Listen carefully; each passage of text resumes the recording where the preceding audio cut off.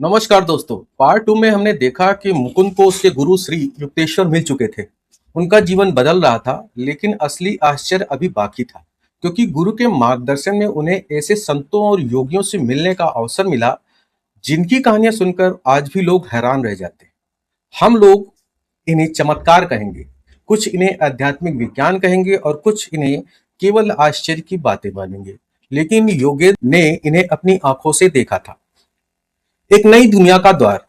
श्री युक्तेश्वर के साथ रहते हुए मुकुंद ने महसूस किया कि दुनिया केवल वही नहीं जो आंखों से दिखाई देती है। मानव चेतना की गहराई हमारी कल्पना से कहीं अधिक बड़ी है। गुरु उन्हें बार बार सिखाते थे, मनुष्य केवल शरीर नहीं है, वह एक आत्मा है। और यही समझ उनकी पूरी यात्रा का आधार बनने लगी। लहरी महाशय की विरासत। योगेंद्र के गुरु श्री युक्तेश्वर स्वयं महान योगी लहरी महाशय के शिष्य थे। लहरी महाशय ने क्रिया योग को सामान्य लोगों तक पहुंचाया था। वे दिखने में बिल्कुल साधारण गृहस्थ थे, न कोई बड़ा आश्रम, न कोई राजसी जीवन, केवल हजारों लोग उन्हें महान संत मानते थे। एक साधारण जीवन और असाधारण प्रभाव। योगेंद्र को एक बात बहुत प्रभावित करती थी, क्योंकि उन्होंने देखा था कि सच्ची आध्यात्मिकता दिखावे में नहीं होती है। एक व्यक्ति बाहर से बिल्कुल साधारण हो सकता है, लेकिन भीतर से अत्यंत जागृत हो सकता है। यही लहरी महाशय की सबसे बड़ी शिक्षा थी। संतों से मुलाकात। अपनी यात्रा के दौरान योगेंद्र कई अद्भुत संतों से मिले। हर संत अलग था, हर व्यक्ति की साधना अलग थी, लेकिन सभी में एक बात सामान्य थी, भीतर की शांति। उन्हें देखकर लगता था जैसे वे किसी ऐसे शक्ति से जुड़े हुए हैं जो सामान्य जीवन से कहीं ऊपर है। खुशबू वाले संत। एक संत के बारे में कहा जाता था कि उनके शरीर से स्वाभाविक रूप से सुगंध आती थी। लोग दूर दूर से उन्हें देखने आते थे। लेकिन योगेंद्र ने देखा कि उस संत को अपनी प्रसिद्धि में कोई रुचि नहीं थी। वे केवल ईश्वर में लीन रहते थे। इससे उन्हें समझ में आया कि सच्चे संत कभी अपनी शक्तियों का प्रदर्शन नहीं करते। चमत्कारों का आकर्षण। युवा मुकुंद को चमत्कारों में रुचि थी, जैसे अधिकांश लोगों को होती है। लेकिन उनके गुरु बार बार उन्हें सावधान करते थे। वे कहते, ईश्वर को खोजो, चमत्कारों को नहीं, क्योंकि चमत्कार ध्यान भटका सकते हैं, लेकिन सत्य की खोज मनुष्य को मुक्त करती है। मन की शक्ति। योगेंद्र ने महसूस किया कि मन जितना शक्तिशाली है, उतना हम सोच भी नहीं सकते। हमारी आदतें, हमारे विचार, हमारे डर, हमारी इच्छाएं सब हमारे जीवन को आकार देते हैं। यदि मन पर नियंत्रण नहीं, तो बाहरी सफलता भी शांति नहीं दे सकती। क्रिया योग का परिचय। इसी दौरान योगेंद्र को क्रिया योग की गहरी शिक्षा मिलने लगी। क्रिया योग केवल शारीरिक अभ्यास नहीं था, या आत्म जागरण का मार्ग था।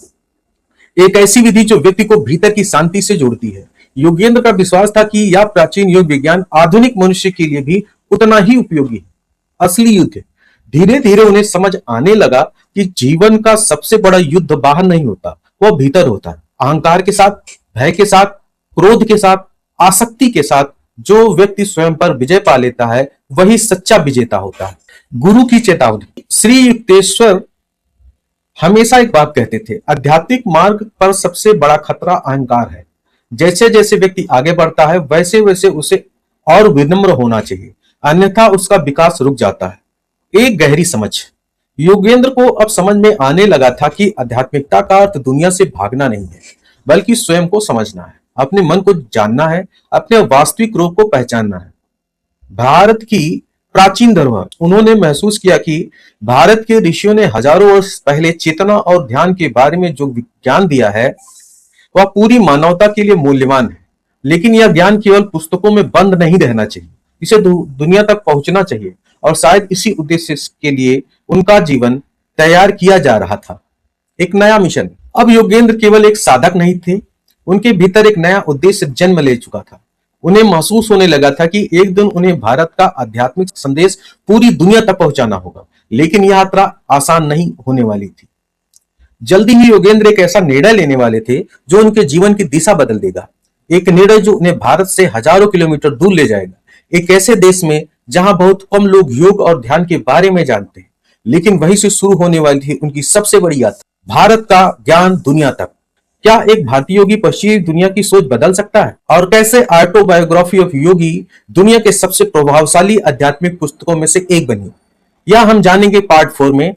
अगर वीडियो पसंद आई हो तो लाइक करें, शेयर करें और सब्सक्राइब जरूर करें।